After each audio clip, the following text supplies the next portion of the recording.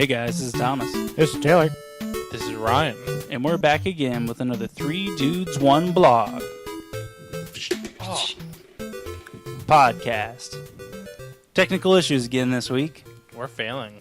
And this is our second attempt. Man, I felt like that was really good. Yeah, that was a good We're first off to take. such a hot start.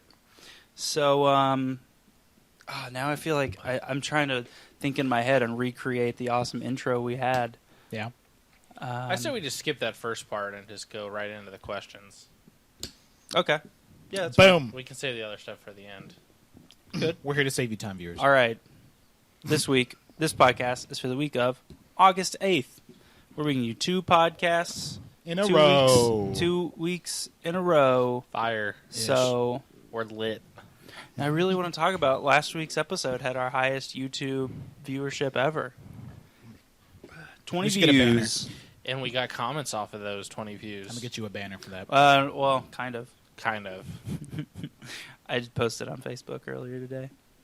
I saw the Twitter. I didn't see the Facebook.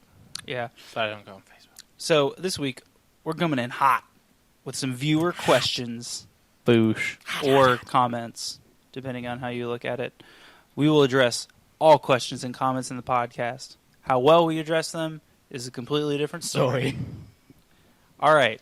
Question number 1. Dota 2?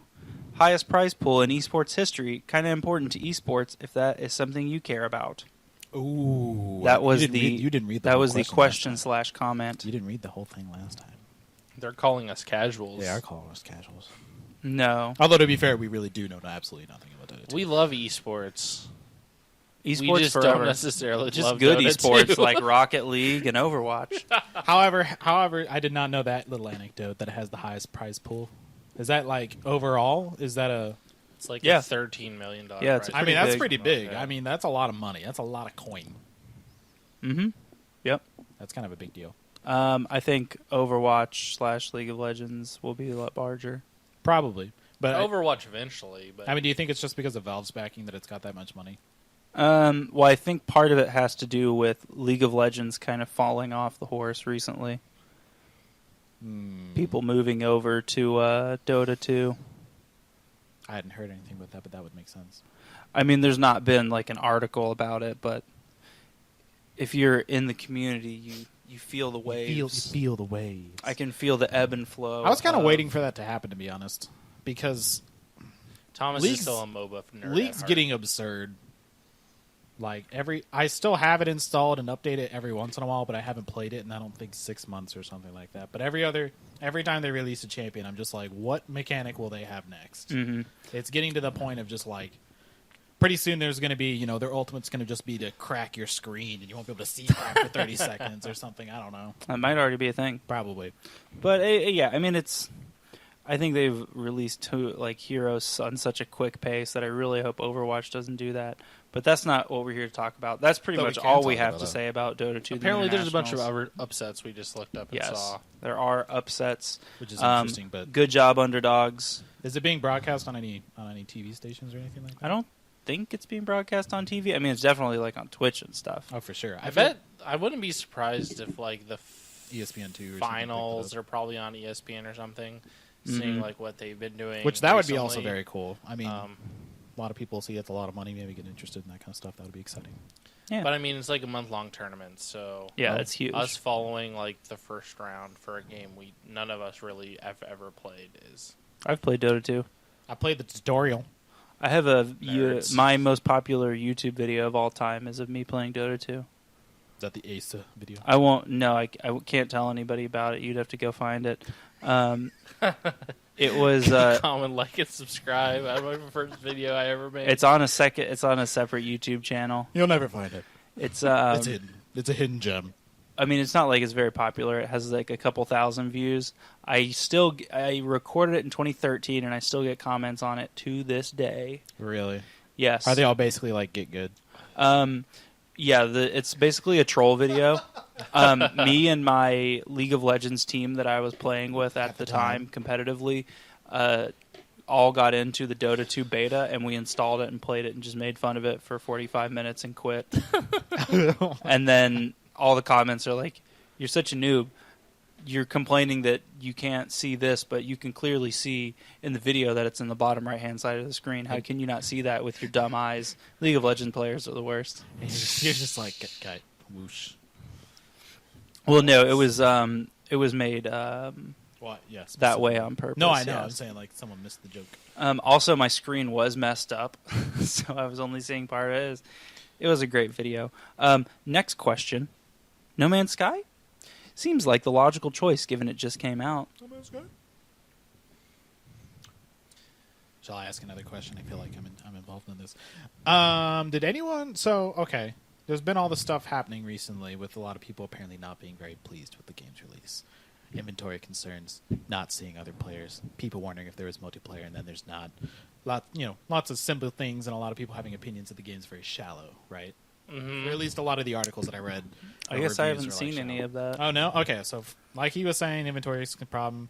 For whatever reason, people can't see each other, whether that be in space or on planets. They've said that it's because there's just so many people playing right now. Yeah, their servers which- can't handle it. I don't know, but That beyond all seems that, fishy, there's also but- a lot of comments that like you were saying before, when it's like you're in The Witcher 3 and you're just like walking around the forest and you're like, I'm just going to check this out for a while, and that's pretty much the whole game. A lot of people are saying, why isn't there any depth? Why can't I do more? Well, that is... Yeah, I mean, I guess...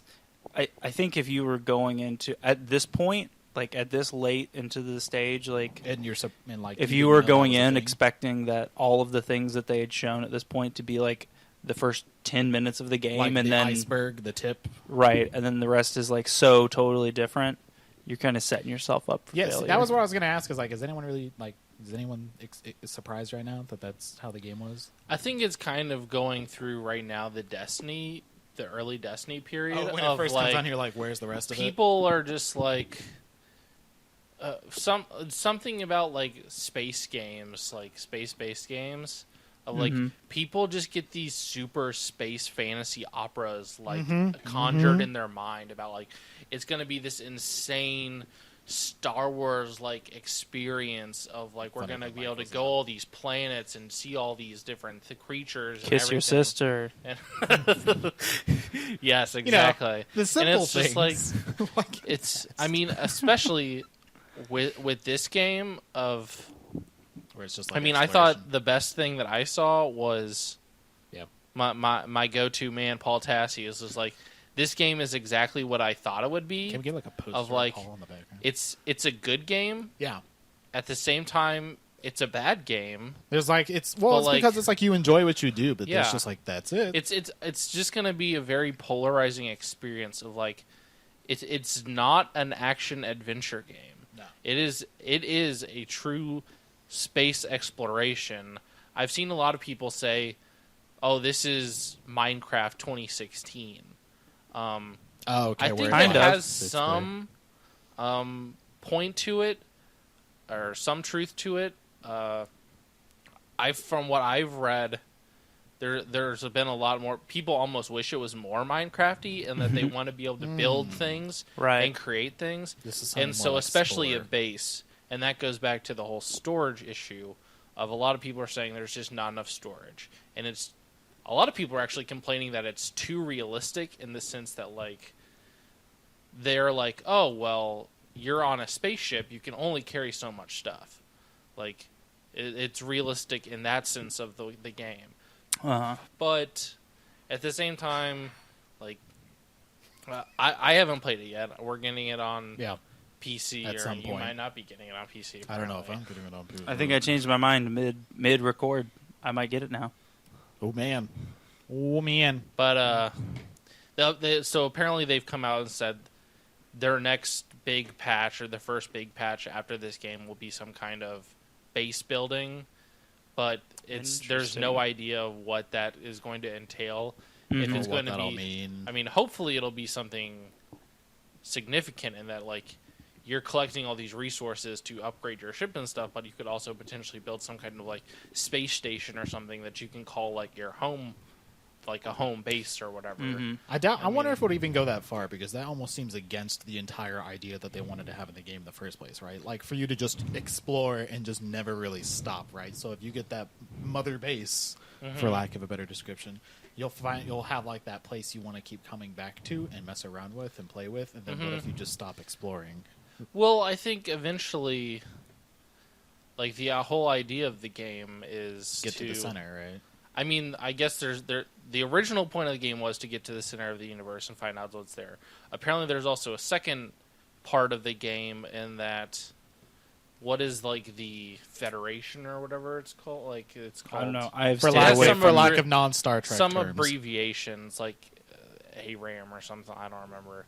It's like some cohesive Conglomerate group of thing, and like you're trying to discover what it is and what they are and what they want. Interesting. So apparently those are like the two main themes throughout the game. Is like to get to the center of the universe, or you can do this, or you can do them in tandem, kind of. Doing that, on top of the whole exploring, resource management, all but that beyond stuff. all that, in general, people seem to like the game. So if you're into that kind of thing, go pick it up, check it out. Possibly Google a YouTube video to make a decision. Yeah, we'll have more to say about it. It definitely next seems week. like the game that's we're getting it a on the game real that you platform. can go to and play casually, like whenever you want. Of like. If you've got 30 minutes and you want to waste 30 minutes real quick, like go find this a planet. is a good game to play, but this is also a game you can sit down and dump 10 hours into nonstop. About like this is just a casual play as you want when you want kind of game, and don't expect to go into this huge story-driven experience. Which I have no idea how people have those expectations for this game. I think the best explanation for the game that I've seen was from Sean Murray himself. It was either a Reddit post or a tweet that said, I think it was like in Reddit, something like, "Hey, I'm Sean Murray. We're going to release a space exploration game tomorrow that's really, really, really, really, really, really, really chill. You should check it out." Yeah, exactly. Like, I think it's the just people that have just gone chill. in thinking it's serious. Well, what's crazy super to me serious is that, like, even from all the reveals or the spots they've given it at past E3s and past presentations and past places where they've brought him out on stage to display this game, every single time we're left with, like, so is there more? Or, and I feel like at the end after the 6th time he comes out, everyone's like, okay, so that's the game, right? Like, that's what you do. And now everyone's like, where are the space battles? Why can't I find the Well, apparently the dogfighting is absolutely terrible. Oh, I didn't even know it had dogfighting. I thought that was just like a mechanic from the Federation thing or whatever. And like at least the Paul Tassier review, he's like, it's terrible. I've seen a couple other that said terrible. Paul Tassier's like, I'll come into a solar system that has is in a giant space battle, and I'll immediately just leave because I don't want to deal with it. just like nope. Well, that kind of sounds like real life. Yeah. You show up and you see about 30,000 ships fighting. You're like, maybe I'll go to a different system. Yeah, I think that's pretty cool. So let's boost ahead just a little bit more. Okay. One last viewer question comment. The future of VR! Exclamation mark. Who cares? So there's one interesting thing, or not interesting, mildly interesting thing maybe, that I have to say about that, which is over the Listen to all of weekend. our old podcasts about it. Yes. Yeah, we talk about VR way more than we probably should. A lot. But over the weekend, I got to try out an HTC Vive. Yeah. How was that?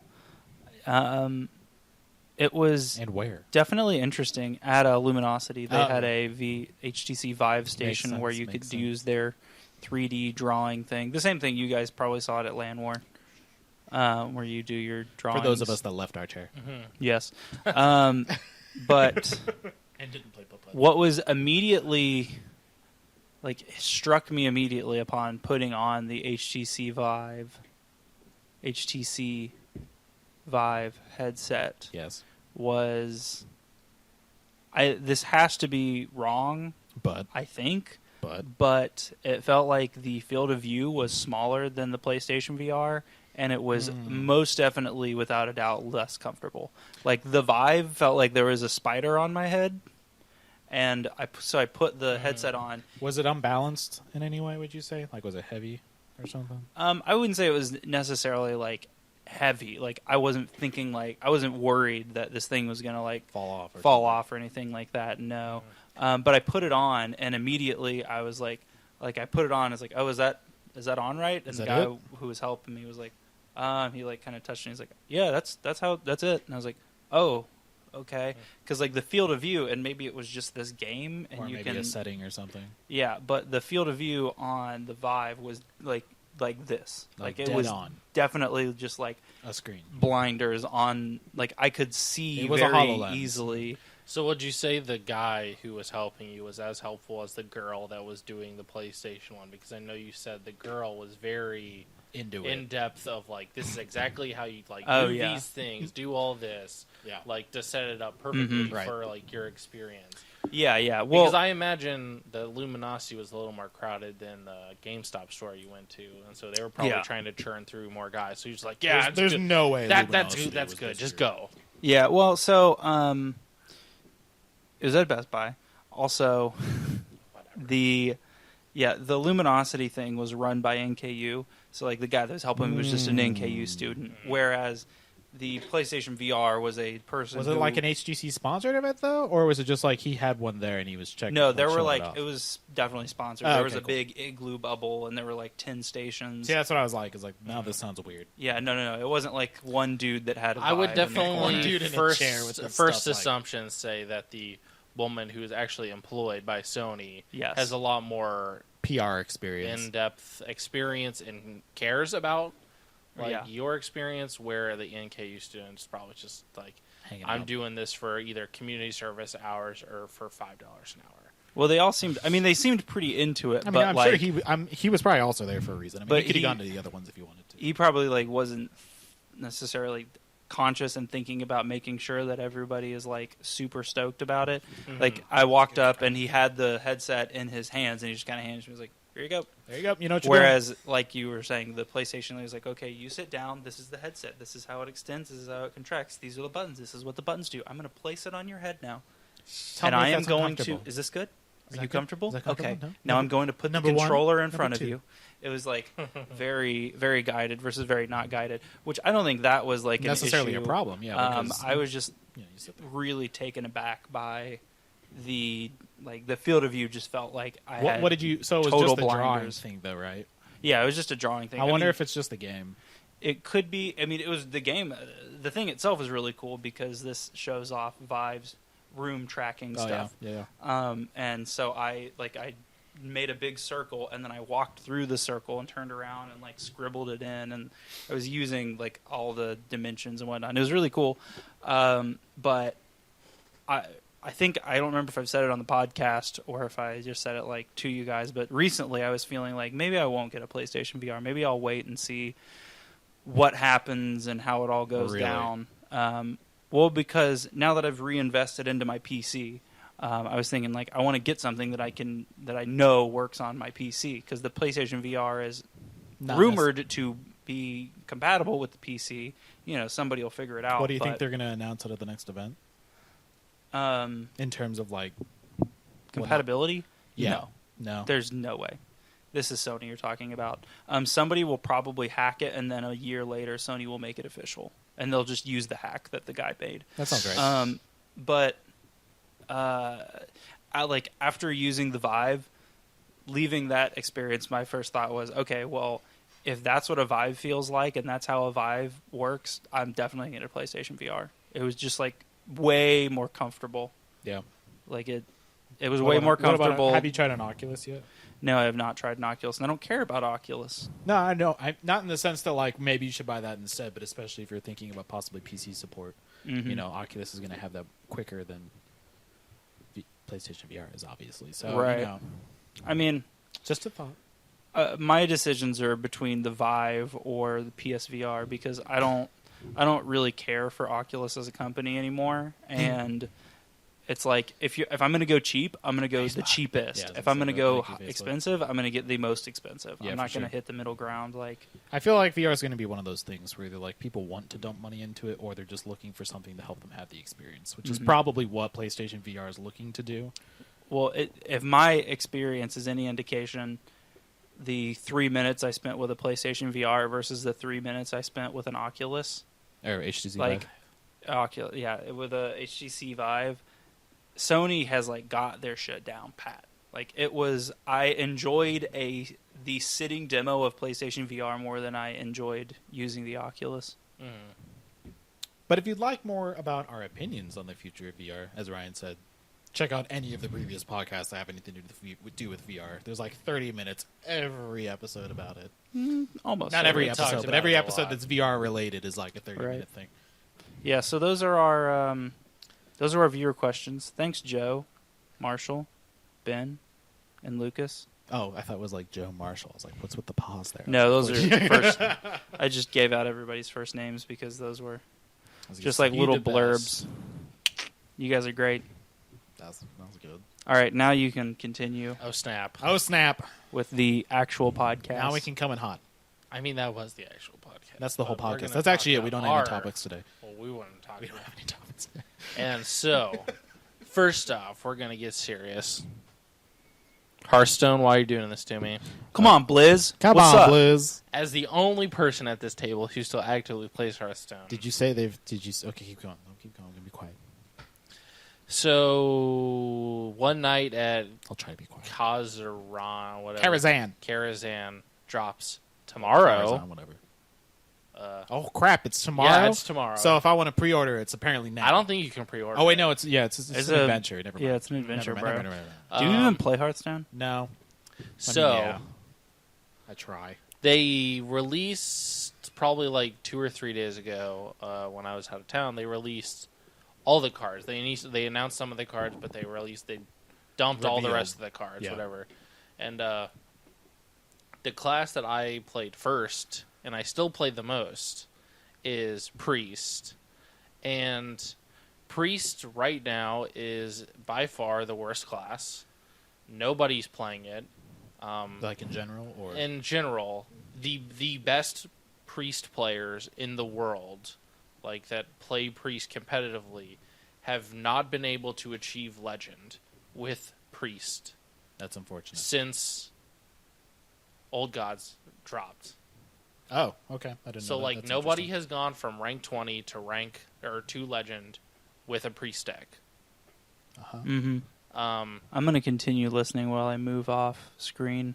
I just glanced at the mixing board, and it looks like some of our levels are drastically different. I promise I didn't. well, it's intentionally awkward touch it. interrupt, but Anyway, go ahead. so a lot of people were expecting them. I mean, with an adventure, they can only do so much because they're only releasing so many cards. Right. But a lot of people expected them to at least give Priest Something. 3 Yeah. very strong cards to try to bring Priest back in line.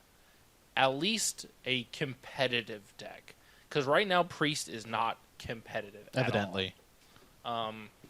And the rare card that they released is Yeah. the best card. Uncoincidentally. Is that the Onyx guy? It's the Onyx one that it's a 3/5 Is it 4? resurrect. So it's a 5 mana 3/5, 3/5. Mhm. and you play it and it'll resurrect Any a minion that has died that game. People are mixed reactions, but overall, people said that's a decent enough card that Yeah. potentially can see play. There's another one that is anytime you cast a spell, a minion, anytime you cast a spell, heals yourself 3. People are more far down on that. How many spells can you actually play to make that card worthwhile, potentially? So that has hit and miss potential. But then we get to the last card. Purify. I have never seen the community So pissed. rally against one card in my life. And in my opinion, rightfully so, because this card is terrible. Tell me about it. Yeah, tell me 2 about it. mana, Mhm. Okay. silence a friendly minion, What? draw 1 card. Yes. Silence a friendly minion? Yes. Now I thought it was a silence with a draw, which already kind of sucked. But like, No, what no, the no. fuck? Sorry. So Priest already has a 0 mana silence that Yeah. silences any minion, and that sees 0 play. Now you're going to charge me 2 mana to only silence one of my own minions. So that requires you to have a minion on the board. You can't play it unless you have a minion on the board. Yeah, that was the bit that was escaping for me when I first looked at the card. I've seen different people talk about that card's value and say the card potentially still is bad if it costs 0 mana. Because it still has a requirement of you having a minion and you potentially hurting said minion, of forcing you to silence it. Mm-hmm. So... What the fuck, Blizzard? Now... They just put all the people that care on all the priest deck devs went to Overwatch. No, people are speculating that even Blizzard has nobody that plays priest, so nobody cares. And so a lot of people have just put out videos blasting how bad the card is. Mm-hmm. One of the really big Hearthstone streamers named Amaz put out a slightly more in-depth video, in my opinion. Scathing. I mean, he gave a scathing opinion, but he is originally played a lot of Priest. Yeah, I back remember when that. Priest was really good and Mind Control was 8 mana. Like, that's super long ago.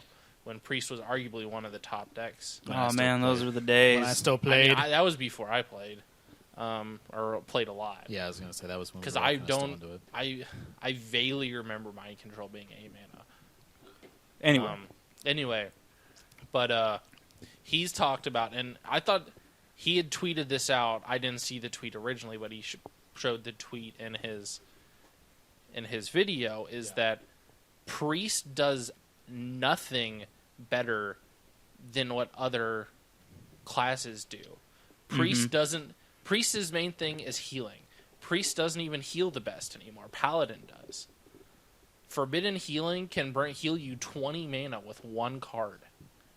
True Silver Champion is arguably one of the best cards from the beginning, of a 4 damage sword and heals you 2. mm-hmm. That's insane. It's a good card. One of the original good Priest decks was stealing cards. Mind Steal, Thought Steal, all that stuff. Now with Burgle and Undercity Huckster, like, Rogue does all the steals cards better than Priest does. Mm-hmm. And what was the third thing? Oh, Control. I think he said Control Warrior controls better. Yeah, which Warrior is just absolutely insane right now. For sure. So what is Priest like? What's the their problem thing? with Priest is there's just no archetype. And he went through, and Amaz went through in his video and talked about all the potential archetypes Priest has. And I didn't realize, when you go through all the original cards, the problem with Priest is that Priest is actually so far spread out, in that there's these stealing cards, there's these, there's now supposed to be this silence deck that you're supposed to create where you silence your own minions or whatever. There's the buff Priest where you use double your health and then change your health to make your health equal to inner fire, change your health equal to your attack, shield, all that stuff. to create these super minions or whatever.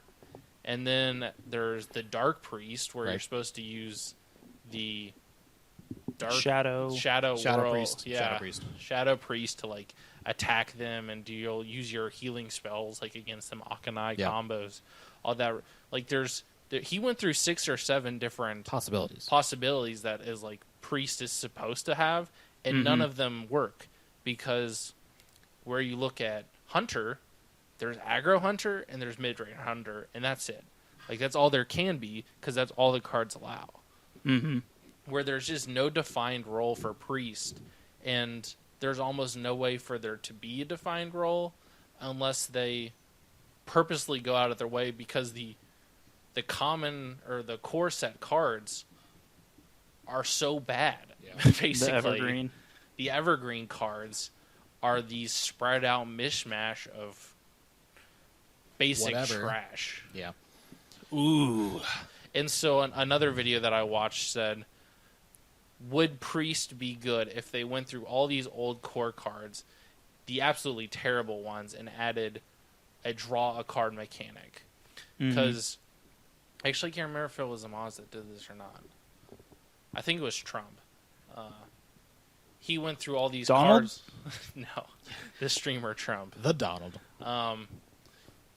He went through this idea of you take like this mass dispel is like silences everything, draw a card. Of there's I guess I've never really played Magic.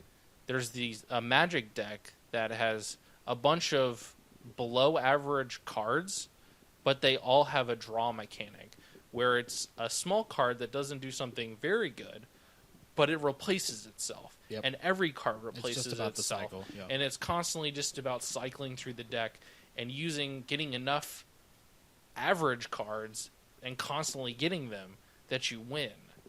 And that Priest has this potential, but Blizzard would have to change, like actively say, we accept the fact that we've destroyed Priest. We have to do a massive change to fix it.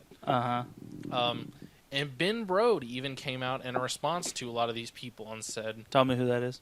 the head designer of Hearthstone. Thank you. For Blizzard. For those that don't know. For the uninitiated. The big bearded guy with the deep voice who's on like every Who's Hearthstone always video. way too pumped. Yeah. I really like Ben. I think he's funny. He went through and unfortunately, I mean, I took his video a couple ways in that I was glad he released it and he announced it and addressed it, but at the same time, part of his thing, and I couldn't take it just because this is so personal to me. I mean, it shouldn't be personal to me, but it is. But it is. Is like, I understand they can't make every card great. Mm-hmm. People have this argument, and I saw different posts of like, well, you can't make every card good, and they linked different posts from the head guy at Wizards of the Coast who wrote an article about I actually have that like article pulled how up. every card can't be great. There has to be bad cards. And so Ben Brode said, well, sometimes we make bad cards because people like using bad cards to make goofy decks to win. It's like, I understand that, and it has a point, but was this the right time to do that? Which he you did do a agree, card yeah. like that for Warrior so people can create weird-ass Warrior decks, and you're not hurting the class. Mm-hmm. And he even addressed that in a second point of, like, looking back at it, was this the right time to release this card? Probably not. I Love mean, it. and it goes, I guess he didn't address it, but other people did about these cards were created well before. Like, these cards were probably created before the Old Gods was even announced. Like, they have all these cards built up in the pipe. They just aren't sure exactly how they're using them and how they put them all together or whatever. Right. And so they've had this idea for this Purify card in the pipe for 6 months. 6 months ago, they had the idea for this card. Mm-hmm. And they said, oh, well, we'll stick this in this deck. But the problem is that Hearthstone, as a digital card game, has the most flexibility to potentially change something if they see something just completely screwed. Mm-hmm. Which Priest class is just completely screwed. And so 2 months into Old Gods, you see, oh crap, Priest is just getting the living daylight kicked out of it. Mm-hmm. We can't. We have to address Priest. We have to do something. You have to look at those 3 cards and say, this doesn't work here. We have to, like, we can't release this. This needs to go into the next set. We need to figure something else out and fix this. And I mean, this is all pure speculation in that there could be some general cards that make some dragon priest decent, but Priest overall needed a lifeline thrown to it, and Blizzard said, And Blizzard threw it a yeah, gummy Blizzard lifesaver. Blizzard threw him a weight and said, here you go, use this to float. Love it. Too bad Hearthstone doesn't have a PTR yet where they can throw out stuff and be like, hey, maybe let's just... It'd be nice because like an Overwatch, like it takes a week or less of a majority of the community complaining before they're like, okay, all right, we get it. Diva's not making it. all right, we just pushed out this huge thing, Check it out. this huge rework on Diva. It might make her too powerful, but it's in public test, so we'll test it in there and We're see into how that. it works. Mhm. It'd be great if like Crap, sorry. next Monday, like next week, or not maybe next week, maybe like 2 weeks, like the Hearthstone guys come out and they're like, all right, yeah, we heard you. we feel like Priest really isn't hitting where they should hit anymore. And so we've created a public test realm, and we've introduced these changes to the Priest cards, and we think it might be a little too powerful, but we're going to put it in there and see how it rolls, and then maybe roll some of the changes out to the live environment. I mean, and I don't want to say Blizzard's completely screwing the pooch because, so like one of the other big guys that I watch is Criparian on YouTube, and he does a lot of arena runs. And his biggest complaint, he's always thinking about arena. And arena is a different animal in that everything is good. It's a wild format. Yeah. But it's heavily weighted to whatever the current set is. Right. And on the rarities. And this card being a common card will come up and a way priest more. class card would come up in almost every arena run for that person. And it's just complete trash for them. So Blizzard accepted that fact and come out and said, we will make this card like the Cthulhu cards, and this card will never come up in arena. They've completely wiped it from arena. Yeah. So Wow. they've come out and said, and that was after all this has happened and after Ben Brode's well, this was video. in Ben Brode's video of he was said it in the video? he first addressed. Oh, okay. Sometimes we make bad cards because we want to do because we want to fuck with you. encourage people to do quirky things. I'd say now wasn't the right time to do quirky themes. He accepted that fact and said, is this the right time for this card, looking back, for it to come out? No, it's not the right time. And because of that, we can't change it. Like, we can't remove it because I don't understand. They could change it, but they're not. But they've said, because this would completely... Arena Priest is even worse than competitive Priest. And there's to even say, okay, well, to not even just make Priest have a 0 win percentage, they're like, well, we'll just not let you get Purify in Arena. So They threw you I a little think they're lifeline. in a really tough spot, personally, because I mean, especially lately, the biggest problem with Blizzard, Overwatch has been a little bit of an exception in this because the lore is so new with it, and it actually kind of, even speaking of League of Legends earlier, it actually even became, I feel like, a problem for Riot as well, that the lore almost defined too much what they were even able to do before, because they've Riot rebooted the lore on League of Legends so many times so that they could keep releasing these interesting champions that kind of fit into it, even though no one paid attention to it. Whereas with World of Warcraft, they can't just get rid of a class just because it's way too overpowered. They have to nerf it to the ground. The new expansion for World of Warcraft is Legion, right, where they're having demon hunters. You can't be a demon hunter on any race. You have to be a night elf or a blood elf because that's the only thing that makes sense in terms of the lore. So when it comes out, One Night of Karazhan comes out, Purify in the sense of the adventure makes sense because there's all these cursed items and all these items that are being infected and all that kind of stuff. So they have to purify them to make them normal again. That makes sense in terms of the lore, but the effect of that card sucks, right? Yeah. So do you replace the card with a better card so that it makes sense? Do you buff the card because it's better? But then if you do that, it kind of sets the precedent for that the next time people complain about something, what if they just do it again? Are they going to keep doing it? Is it something they have to do every so time? I've seen different theories about what is holding Priest back. A lot of people have actually said Akanai Soul Priest is the best card for Priest, but at the same time, it's the whole reason Priest is being destroyed, and that it's split is perspective. That there can't be a lay on hands, heal 8, draw 3 cards like there is for Paladin, because if I drop Akanai and you don't kill it, then I get to do 8 damage to you and I get to draw 3 cards. Yep. Would just be super overpowered. Yeah. And so there's this weird. They can't give priests these good healing spells, so they've given them to other classes, Paladin in particular. But then, you said, it became a power balance issue where, they can heal better anyway. Why play priest? Yeah. So now they've made a mid-range Paladin deck has come out of nowhere because they can stay alive now, and the biggest problem with Priest is the nature of the beast. And this is what people have said for a long time, is Priest can't just press the button on turn 2. They have to play a card because of their hero ability of healing 2 damage. They're not like Warrior where they can go over 30.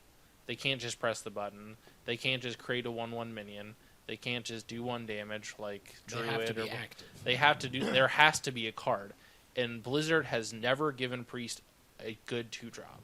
People have just said for years, for at least for the last 3 expansions, where I watched a lot of Hearthstone videos of people's like, well, they have to give them a good 2-drop this time, and they've never done it.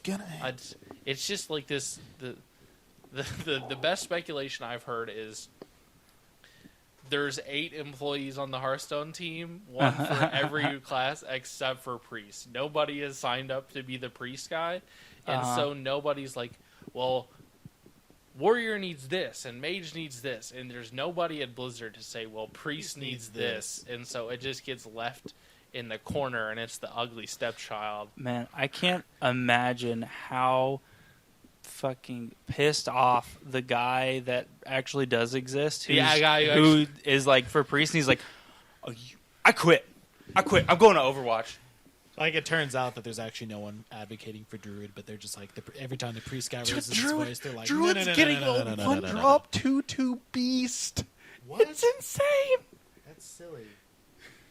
I actually think it's funny you mentioned, what was his name? People are Kripparrian? speculating that Beast Druid is going to be the next overpowered deck, because there's already a perfect curve set up now of a 1 mana 2/2, 2 mana 3/2, 3 mana 2/5/5/2, whatever you want to pick.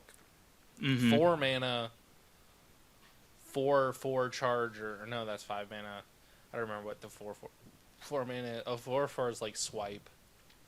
Like, then you get the 4/6 taunt or the 4/4 charge, and then like there's a perfect ramp up to 7. Right. And then the other new beast card is a 6/6. Or is a 6 mana 5/5, summon a copy of a beast on your board, an exact copy. So if you have a 4/6 taunt on the board, play that, get another 4/6. Second 4/6. That's perfect. pretty cool. Like, there's a perfect ramp of all beasts 1 through 6. Maybe I'll get back into it, because I always liked playing Druid. And Druid and Priest were the first 2 classes that I played, and then Druid fell off a lot. I mean, Priest fell off too, but for some reason I've always been drawn to Priest, and so I've just never stopped playing it. But I always get my teeth kicked in, and I'm going to get 500 wins eventually. I'm at like 250 wins. What deck did you play at LAN War that lost the game for you? Was it a Priest? Warrior. Oh. I didn't play Priest because Priest doesn't have a chance against everybody else net decking, so I had to net deck. Classic. Yeah. What a bunch of net deckers. All right. We should talk about something else rather than me just talking about Hearthstone. Yeah, we can move on. That's fine. Yeah, I could keep going, but we should move on. I can go next if you want, Taylor, or you can. Do you have any preference? What my topic is. Okay. Classic. I am looking up a got fact. so involved in that I totally forget what I was talking about. Hold on. Okay, take your time. I'm just looking something up right now. September 7th, Sony is holding a PlayStation meeting, which is the same verbiage that they used when they announced the PlayStation 4, and it's at the same place that they announced the PlayStation 4, so Everyone's like, Neo. everybody, pretty much believes that this is the Neo. Now, I've seen 2 interesting things today that I don't have much really to say on. This is basically just like an information dump, and we'll talk about it for 2 seconds and then move on. Makes sense. That one, somebody on NeoGAF has found or possibly leaked evidence of a new PlayStation Vita. Oh, sorry. Couldn't control myself. Which is really interesting, yeah.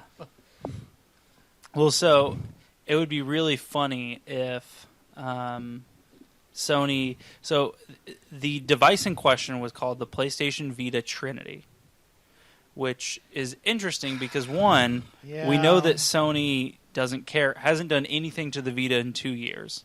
They make games for that thing? No, they basically It's literally don't. No, died. it has not literally died. Actually, I watched Achievement Hunter does a Achievement Hunter weekly update, and they announce like every game that's coming out. Yeah. And every week there's like 2 like completely like weird ass names for the Vita, and they always just laugh about it, like it's a running joke about like they make games for the Vita. Yeah.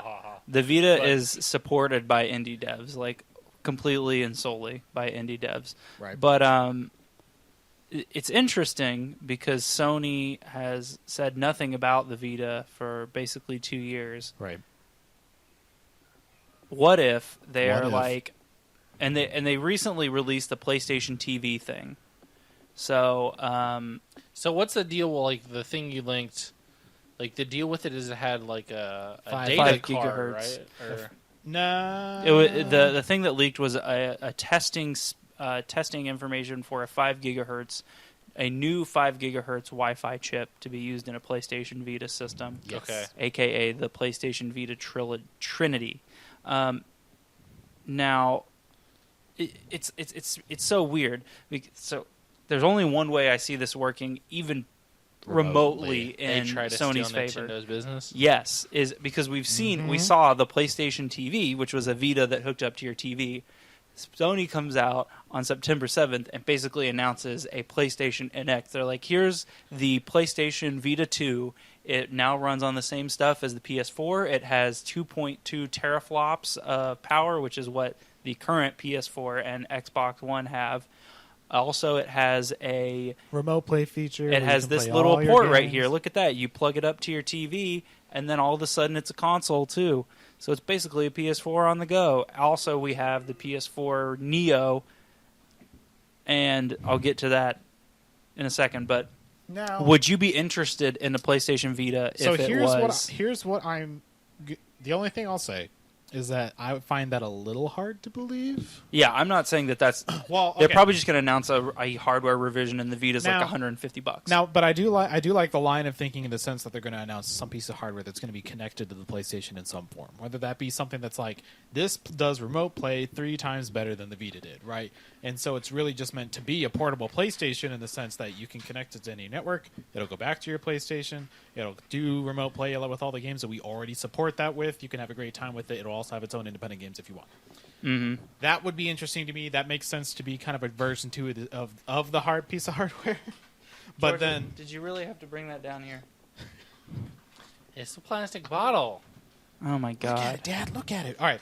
But yeah, so, I mean, I feel like it could be a really good successor. But if they go that route, that would, I feel like that would be turning up to 11, right? That would be taking that idea and taking it to the end. But at the same time, I don't know. I'm with Ryan on this. I mean, it's cool. It's a nice piece of hardware. When it but doesn't there's- sell anywhere near they think it will for 6 months, they're just going to shut it down like they did the last one. It's just like if you try. So you're like, so we think it'll take away Nintendo's business. Well, I'm saying there's like a 5% chance that they will announce Genuine a new question. PlayStation. Yeah. Like people, like we know it sucked here in the U.S. and it never really took off. Like Right. anywhere Right. near. Yeah. Like, it was supposed to be the next great thing that was going to replace Nintendo to defeat the Game Boy / DS. All that stuff. Yeah. Like exactly. it was going to be superior in every way, and it obviously never came. I mean, anywhere it close was to that. superior in every single way, but no big deal. But like there was supposedly like moderate sales in like Right. Japan, Right. like where it saw significantly like improvement or like Mhm. better sales, right? Like I Yeah. mean, that's Better sales is relative. I mean, it still 10% it was is better quote than unquote successful. 10% is Places. better than 9, but that doesn't mean it was great sales. the PlayStation Vita did not sell like gangbusters anywhere. No. Okay. Neither I mean- did the PSP. So the Japanese market is more attuned to Mhm. that kind of Handheld, gameplay yeah. because everybody commutes and you've got trains and stuff. But I think the PlayStation Vita has actually had a slow burn. I mean, It's not It's- been like it high doesn't- and like all the low. games. It's Like just I said, number. I don't want to reference this thing again, but like every game, Uh-huh. like you said, they are weird ass indie games, or they're like Japanese JRPG games or whatever. Taco Master. Yeah. Taco Master is a Are good you just game. throwing that out there, or are you just saying that's a game? Taco Master is a game for the PlayStation Vita. I have a lot of what's questions. the pigeon game? How to Fool Boyfriend? Yeah. Everyone knows that game. Everybody plays that. I'm so proud that game even exists. That belongs in a museum. So, I mean, Yeah. I have a This feeling was the pinnacle of storytelling. Taylor's right in that. Or, I mean, Right. ideally, Never that's say probably that. what Don't they say that. want. They like in this perfect world. They're like, oh well, we're gonna. Microsoft beat us to the punch with Scorpio, so we're gonna beat Nintendo to the punch and release our NX console, like that, and we're gonna beat them at their own game. I mean, so then it just goes to the same argument that we had with the NX of, I mean, because the NX is all first-party game. I mean, Nintendo is first-party game. Yeah, it's got That's to be. all it is. It's like, how Unless well do people they start support supporting it? it. And so that's the thing. Is just can Sony convince people to support the PS Vita? I think they have if more they weight. can run the software that you just laid out, where it's like they're just downloading digital versions of PlayStation 4 games and they work the same. I mean, potentially it could work in some crazy alternate Dystopian. reality. If you gave me $1 million and said I had to bet it on something, I would put all my money very confident in that it was gonna do nothing. Like it'll sell some, but it'll do nothing more than the PSP or the Vita. Do you think that Sony is actually going to announce a Vita 2, or is this just a hardware revision to the Vita? I'd be hard pressed to think that they would potentially weigh down their PlayStation Neo experience with this news, because if they do, I think everybody in the audience is going to say, "Why the fuck are you talking about this trash?" So which trash? A Vita revision or a Vita 2? The revision. Both. Anything. I think if they even say the word Vita or anything like Vita and spend 20 minutes of an hour and a half conference on a handheld device, people are going to be like, what is this? Why are you talking about this? Nobody cares. No, yeah. All we want to hear about is the PlayStation 4.5. I think the only thing that I'll say to really fully answer your question is that I will wait to judge whatever hardware they announce, whatever it is, by the software that's on it. Because having that kind of connectivity can be a lot of things. It could be something that's actually related to the new console. It could be something that's actually related to trying to further the PlayStation TV or the portability brand part of their business. It could just be a new Nintendo NX for them. It could be just a new DS except for Sony, right? Like, depending on the capabilities that it has, will be like what I actually judge the new hardware by. So I think it has potential, but I think it all depends on how they're going to use it. Mm-hmm. I'm uncertain that we'll actually see anything about it. Well, because Sony is already releasing in a very soon time frame 2 major products. What's the other major product? $400 virtual reality headset and whatever it costs PlayStation 4 revision. Who knows what it's going to be? What's that, Thomas? So I'm assuming that's the other piece of news. Yeah, well, so the other thing is that I don't remember where I saw it, but there were some little blips that have come up that developers are just now getting their PlayStation Neo dev kits. Ooh. Which would point to a farther release date. Right, which may point to a announcement in September for a console that will come out in February, March next year. So something that's slated and comes up at the same time as the Nintendo NX. So you have 2 very clear choices. You get the new portable future NX, or you get the PlayStation 4.5, whatever, and then you have Scorpio in the fall. Because reasons. So do you think that, because up until now, like, I think the general consensus for most people and me before I saw this little thing about the dev kits was that, they would come out this year. This was coming out like now. Like they would come out in September 7th and say like, all right, PlayStation 4 Neo, everybody already knows what it is. I mean, I've been sitting here saying it somewhat sarcastically, but at the same time, I've thought it for a while that it's not going to come out this year. It's not coming out this year. Mm-hmm. They would have had to have said something by now for it to come out this year, and for them to wait another.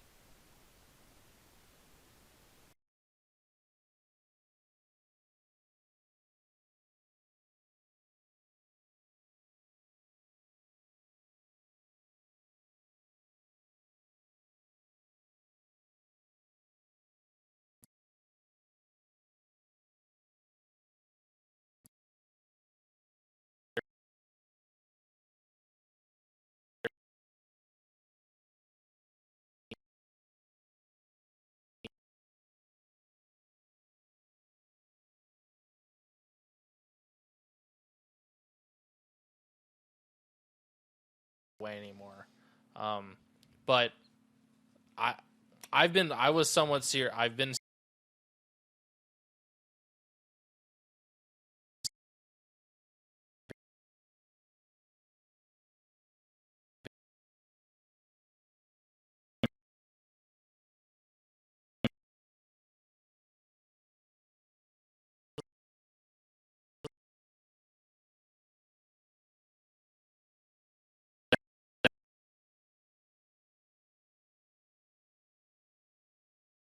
What's so interesting about it is Do tell. that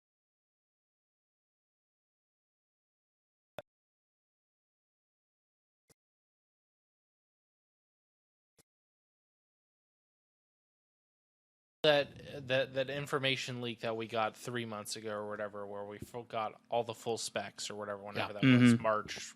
I don't even remember when. who knows? Of like all that information seems so concrete, but at the same time, They haven't said anything. Sony never said anything other than the 3 days before E3 saying this thing exists. We are working on our next console, whatever that may be. Yeah. I mean, we've speculated a lot of things about did they see what Microsoft was going to do and say, holy shit, we need to change this. We have to change the graphics card. We have to change something. I wonder if that's still a possibility, though. I really think that because the leaked information previously pointed towards a 2016 release. Mm-hmm. I think that Sony, if they caught wind of what Microsoft was going to announce before they announced at E3, the only correct option would be to go back to the drawing board and upgrade their product. I mean, I suppose initially my thought was going to be that I wonder if that's even so much of a really good possibility anymore, considering how there wasn't really all that much information about the Scorpio until like the week of E3. You know, like it wasn't like there wasn't very good information that everybody knew, like had leaked publicly. But that's what I was going to say. Is like, and on corporate top of that, espionage is a thing when you're talking about, and then beyond that, you should dollars. have contingency plans. I'm sure they thought, okay, what if Microsoft has something more powerful? Here's Plan B, and so that's probably what's going on now. So that's why I was saying my initial thought was going to be, maybe they didn't actually have that be able to be a possibility, but now maybe that is what's happening, and that's why the dev kits were delayed. They had to get the new fabs that are possible and all that kind of stuff, and yeah, we called it all that.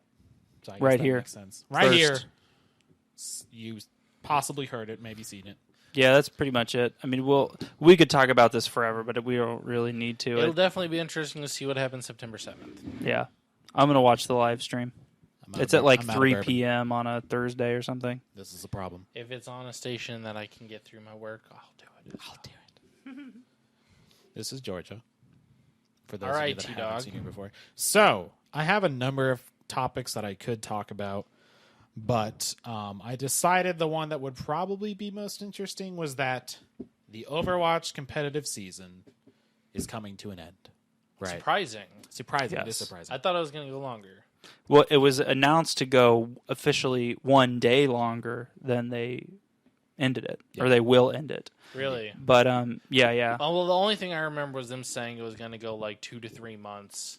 It doesn't feel like it's been 2 to 3 months, but apparently it probably has. Yeah, it Yeah. has. So what's even crazier about that is that This I mean, has but been that's a probably very weird first competitive season. The game launched 2 months ago, Yeah. but competitive wasn't there at launch. It wasn't for one, and then two, even once competitive became a thing, they nearly immediately announced changes that they're going to be putting into the next season with the things like overtime. Is that the right word? Uh-huh. Yeah, having new Sudden mechanics, death. sudden death. Thank you. Yeah. Having new mechanics and stuff like that, and then beyond that, they also released a new hero during it. They did very large nerfs and buffs to various characters throughout the game to make this, kind of an even playing field. So what I actually find interesting about all that is that, do you think those changes have helped or hurt that scene?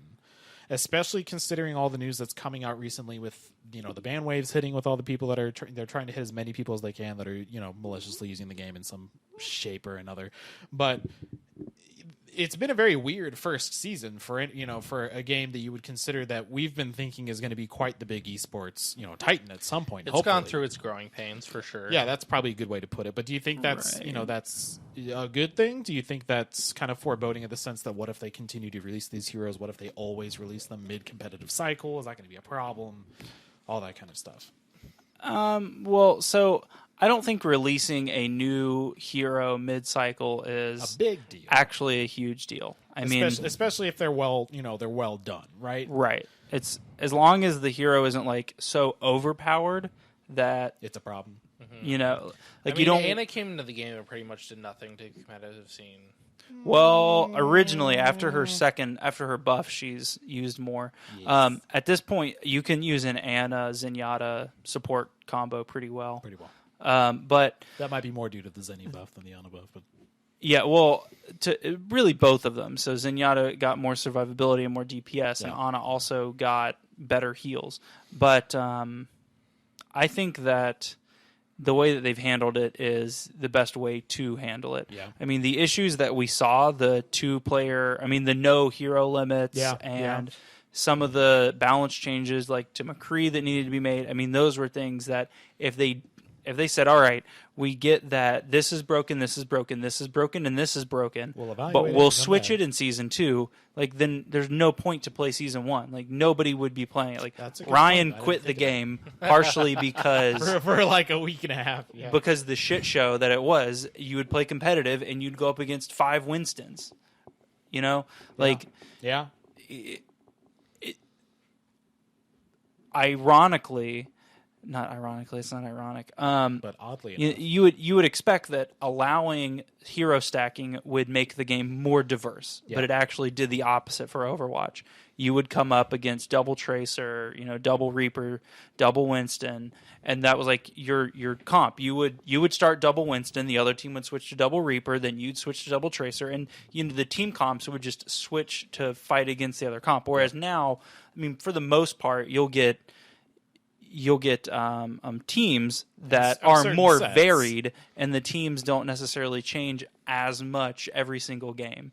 Like when there was no hero limit, I mean, in like every game, I felt like I had to be switching around mid game because the other team would be stacking something, and you have to stack yourself to go against their stacking. Yeah, no, I think that's a really good point because beyond especially the hero stacking is a good thing to look at for the first season because that was a very fundamental shift in not only how the game played but how the game was even meant to function, right? Because you'd have those comps where people would just stack those heroes, and I feel like that would even be hard. I wonder if they also looked at it internally and also thought, okay, how hard is it to try and make changes to Winston or make changes to those heroes that are getting double stacked? Because now you have the problem of, okay, what if I buff the wrong thing? Or what if I nerf the wrong thing and either A, someone else comes up with a 2-person stack that's just as good, or B, I've now made it even worse. You know what I mean? Like now you can stack 5 of them and there's no problem because Lucio heals 3 times as good. Right. I mean, that's the kind of stuff you run in. That's why there's a public test realm. Yeah, But yeah. I think that going forward, the game launched, and then you saw a very high amount of changes happening in rapid succession. Yeah. Which I think is the best way for them to do it. Just kind of poke it. Is to just keep trying things, keep working things back, and It's the water, like there's a hole pops up, you plug the hole, and then another hole comes in, you got to plug the hole. But eventually, it'll level out. I mean, it's Yeah. already kind of leveled out now. Like for the other than the defense heroes, Yeah. Like, you have 3 heroes that are totally useless, but for the ones that do get regular play, I still like I mean, them. the teams are good. I mean, you have lots of different viable team comps. You don't ever, like, I haven't will had a have match her day. recently where I felt like, oh, well, like, our team comp is just so, or the other team's comp is just so much better than ours Yeah, that we can't beat them. It's usually, it's boiled more down to the skill Of each person. recently. And not even each person, but sometimes the team cooperation. That's the word I'm looking for. Yeah, I would definitely just say Overwatch went through the natural progression of the game, and we'll see it.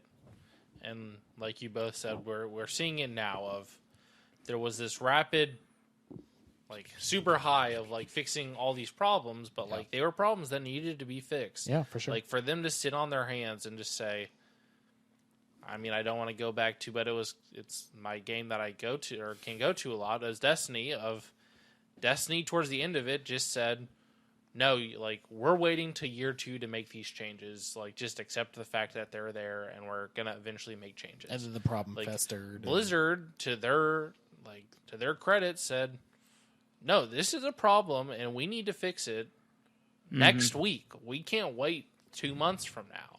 Right. And they naturally fixed the hero stacking was the obviously the biggest change that affected the game the most, and I don't need to go through and re-say everything you guys said, but there was nothing that they've done that's negatively impacted the game. Would I have liked them to fix sudden death before the end of this season? Yes, but I can at the same time accept, like I accepted for Destiny, sometimes you do need more data. Maybe like sometimes you do need to see 2 months worth of this game that just came out 2 months ago. You need to see 2 months worth of sudden death games to figure out what the best solution is for sudden death. I mean, there's nothing that they've done that I've said, wow, that was a real screw up. Yeah. And I don't foresee them doing it in the future. I see as they introduce more characters. I mean, they've only introduced one character, so we can't sit here and say they're not going to introduce a new character. I mean, there's 2 we just don't know about. It's going to be a problem. I mean, I don't foresee them going the League of Legends route it's of like there's a new month. character every other week or whatever, and there's like 1,000 characters now. Like I feel like they'll release characters every other month probably. Oh, really? I'm hoping like 2 characters a year. What would be most. nuts is if all of them are like Sombra. Like all of them are like this 6-month long adventure where you have to figure out what's going to happen.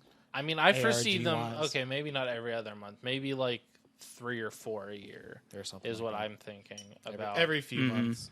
Once a season, there'll be like a summer. There'll be a summer, like when the one season's over. Especially, not every season. Especially though, if they're going to keep doing these things, like we're going to have an Olympics event, we're going to have another event, we're going to do all these skins and other things. Like, the heroes can honestly come a little bit farther apart so long as you keep something else fresh in the game. You know? Yeah. Well, I really hope that the roster is kept small.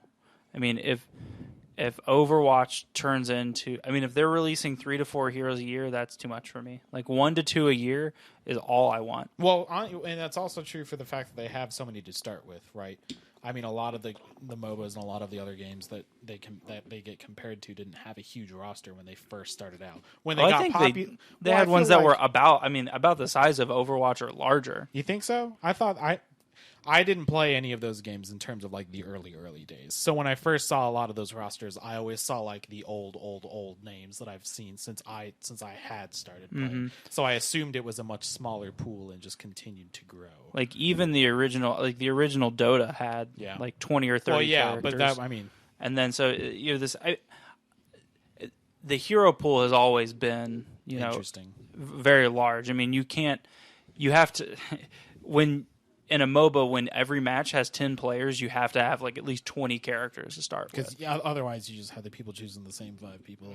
Yeah. Right. I mean, I just don't want that for Overwatch. I would rather Overwatch be something where the meta changes once or twice a year on a large scale, like with a new hero or whatever. And and hopefully not releasing a new hero. So let's say like we got Ana, next we get Sombra, then we get a rework of a hero that currently doesn't get a lot of play. Like we get a rework of Bastion, or a rework of this other hero. So they just keep using the heroes that they already have, because I don't want to get to the point where League of Legends is of where like you have to study every month. Like you have to know 100 freaking heroes. I don't want to learn 50 heroes in Overwatch. I would love the roster to stay under 30 so you can like you have these very clear and defined heroes. Question one. Yes. Question one would be, and it's a thought that just occurred to me that I was like, that'd be kind of interesting. Would you? There's been a lot of, I mean, especially since I say I still have League installed, I still pay attention to the champions they release. There have been a lot of reworks for them lately in terms of the champions that have been around for a very, very long time. I've always thought it would be interesting, however, to let you choose between the old version and the new versions of those people. So, like, let's say they rework Bastion. Would you think it would be, and you know, who knows how plausible it is in terms of a Oh, this is awkward. This is awkward. Hold on. I don't think you can hear that on the recording, probably. Okay, do I just keep I think going? the recording was telling us that we should wrap it. That's Probably. our stage music. Do I keep going? Keep going. Yeah. Okay, so like let's say Bastion got reworked. What if you could select the old Bastion versus the new Bastion? No. No, you think you? I mean, I feel Too like much That balance. goes to the Hearthstone idea of like when they changed all these core cards. like, are you going to have a wild Like, version yeah. and a standard version of They it? didn't, I like- mean, it is ridiculous. Is there old Grim Patron compared to new Grim Patron? Yeah, And I mean, I knew it was kind of a stupid question in the sense of like, you know, that would just be too hard to figure out. Like, who do you buff? Who do you nerf? Who do you keep in line? And stuff like Right. that. I mean, the whole reason you would rework the hero in the is first to place avoid having that problem. well, right? is because they're not getting used. Yeah. So if it's not getting used, then I mean, just throw yeah, it away. I don't know. I just thought that'd be kind of cool, especially for someone like Bastion. Like, what if they totally took it's an away his interesting turret mode or idea something? of But anyway. like in 5 years coming back and playing the game that you remember playing on launch. Yeah. But that's just not the way a same game like thing. this can work, unfortunately. So then I actually have a part 2 to the Overwatch question, which I can totally ignore and we can forget I ever said anything if we'd like. But anyway, especially in reference to the Hearthstone stuff that's happening, where we have them come out and there's all these cards being revealed and the Purify happens, and then they kind of quickly see that everyone's really, really, really pissed about it. So they don't change the card, they don't do anything about it, but they're like, all right, we'll remove it from Arena, we'll see what happens. We've also got some of the Pokemon Go stuff happening where Niantic's trying to quell the fire, but they can't seem to release good stuff quick enough for people to get over the fact of what they hate, right? So then we have Overwatch, which was we just mentioned, where like the game first came out and just peppering updates, right? Like, we'll nerf this guy, buff this guy, figure out what's going on. Okay, we're doing it kind of quick. Let's get a PTR going so that we can kind of test some of these changes. Would you say that it, especially for Blizzard, considering we have like these two sides of a coin where Overwatch, they seem to be really active in this brand new game and this brand new IP and making these changes, and Hearthstone, they almost seem reserved in the fact of like, do we like put the sledgehammer down and see what we can fix, or do we kind of, you know, pull it out and see what happens? Versus some of the other games happening. Like, do you think it's helpful that devs are willing to make these fast-paced changes, or do you think, especially in the sense that they had to get that PTR up so that because they were making these changes too quickly, that can be a problem? Does that make sense when I say that? I think making fast changes is the correct option when you know what the correct course Yeah. of action Yeah. is. I mean, with Overwatch, we have obviously a dev team that has very intimate knowledge of the balance of their game and what they can do, and they are also supplemented by a huge community. I mean, Overwatch came out day one with a huge community of people that look at every single piece of Overwatch, and you know, it's like Hearthstone and other games, but like day one, there were tons of channels, tons of sites that were inspecting everything and giving Blizzard this feedback all immediately of like, okay, McCree's OP, and Blizzard's like, yeah, we also think McCree's OP. We need to make some changes here, and it's an FPS, so like it's not very difficult to just say, okay, let's change the value from 300 to 250. Yeah, exactly. You just change a value and then you test it and you see what happens. But with I think it all depends on how quick and easy it is to come to the correct decision. Yeah. You know, like with Hearthstone, maybe there's some reason that we don't know about that they can't just throw it away. Throw a new card out to Priest, you know. Maybe they hate it. They hate Priest. Maybe they're actually trying. Maybe there really is only 8 guys, and there's just no one there who likes. So there's one video that literally just said, and then I just laughed. It's like, so there's a new expansion coming out for the 8 classes of Hearthstone. So maybe the next expansion of Hearthstone that is set to release in It'll just November, be called, like, the rebirth of Priest. Yes, maybe like for real. Maybe the next expansion. And would that even be a bad thing? Like, would that even? I don't know. I feel like that is okay. a thing that's all about Priest. That'd be okay. And it's like, all right, here is our complete total rework of Priest that's been in the works for 8 months. And everyone else is getting cards to just deal this with. is, you know, like this is why we couldn't fix the Priest for you back then, because we already had these huge changes that were incoming. For sure. And, you know, I don't know. Blizzard hates Priest, though, so nothing's going to happen, of course. I pretty much just agree with what Thomas said, and Yeah. I don't know. Okay. Yeah, it's just like knowing the right decision. Like, if you're releasing patches quickly just to do something, that's wrong. Yeah, that's That's Niantic. just get gasoline to the fire, right? Yeah, that's Niantic. If you're making changes quickly because you know what the correct course of action is, because you figured it out. that's the best way. I mean, you know, you figure out what you need to do to fix it, and then you fix it as quickly as possible. I agree. I just wanted to know if you all thought the same thing. Sometimes I have. Crazy has thoughts. a sword. If you look at, I saw this today and Okay. I analyzed this of like the Anduin picture of him. Okay. He has his sword on his like left hip Uh-huh. or whatever. Give Priest a fucking weapon and that'll be so much better. Okay, don't say it's a healing class and we can't give them a weapon. Now. Yeah, I'm not even going to go into it. It's fine. Yeah, you don't need to go into No, it. I don't. This was a good podcast. Who won? guys. I vote for Ryan. I vote for Ryan as well, actually, because it was a good topic. Back to back, baby. Hacks. Two Pete. Tweet at us on Twitter, Twitter, TDOB podcast, at Facebook. At TDOB Comments. Podcast. We'll answer your questions like we did the 4 guys, Jake, Owen. If or we get enough of whatever. them, we're going to I have think to just those were do, all like, wrong. Lucas, Brian, Brandon, Jeremy, Jason, Jared, Rudolph, the Red Rodolfo. Gaddafi, you know, whatever. Michael So, Phelps. I mean, if we get enough of them, we'll just have to do 2 episodes. One that's just Yeah. viewer comments and One's stuff like that, questions. and then one that's the actual topics and stuff Maybe like that. we'll change and that's our the format goal, if we get guys. too many questions. And maybe I won't have bourbon next time. Adios. Oh, we didn't address that in the second take, did That's, we? I mentioned at some point, and I'm like, I'm on Oh. bourbon now. Taylor was drinking bourbon. Yeah. Adios. Jake's out for Harambe.